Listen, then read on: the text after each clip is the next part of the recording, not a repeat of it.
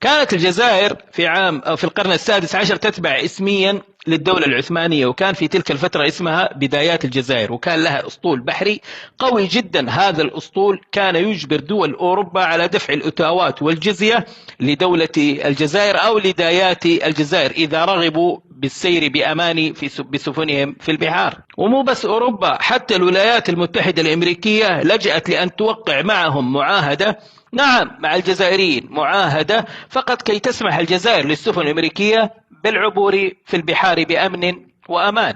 وكان أسطولهم البحري هو الأقوى عالميا وله هيبة في جميع دول أوروبا، لدرجة أن سفنهم كانت إذا مرت بشواطئ أوروبا الكنائس تصمت خوفا من أن تزعج قادة الأسطول البحري فيذهبون ويفتحون تلك المدن.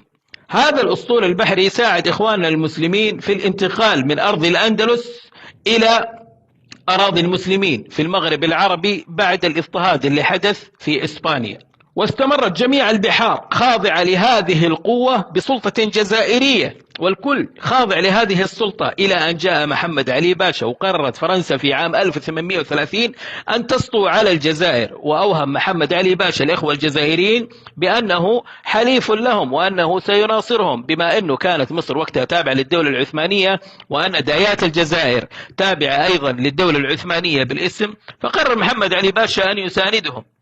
ولكن الحقيقة كانت إن محمد علي باشا بعد ما أوهم الجزائريين راح لفرنسا قال: اسمعوا يا فرنسا، تراني نذل جبان، وبمجرد ما تبدأوا حربكم ضد الجزائر أنا راح أسحب كل القوات وما راح أشارك مع الجزائريين في أي حرب، وبكذا أنتم تقدرون تدخلون الجزائر، وهذه اعتبروها أحلى خيانة مني الجزائر، بشرط إنكم تمكنوني بقوة أكثر. قالوا له: طيب من معك؟ قال لهم: أنا معي سادات مصر كلهم سيساندونني في قراري. وبسبب هذه الخيانة خسرت دايات الجزائر أمام القوات الفرنسية، واستعمرت الجزائر من تلك اللحظة بسبب خيانة محمد علي باشا وأتباعه المصريين الذين كان يحركهم بالكرباج. بص حضرتك، دي الخيانة إذا جت يا حبيبي احنا نفضحها ونكشفها. في أمان الله.